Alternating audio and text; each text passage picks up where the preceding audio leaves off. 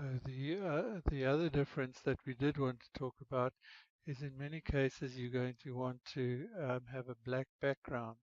So if you go into the properties here of the drawing itself, so under options and you go into background color, you can change the background color to be black.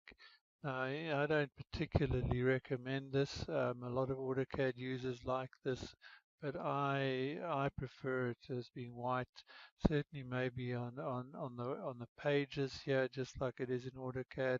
But you can even do this. I'm going to press Alt G to get rid of that grid, and then I'm going to change the background color here as well, if this is what you prefer.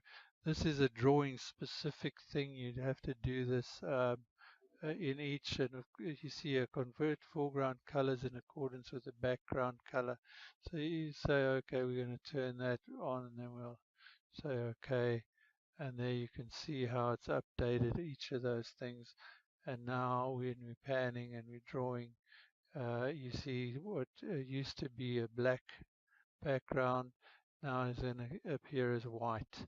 And so it does flip it around much like AutoCAD to give you that color differentiation if that's what you're looking for.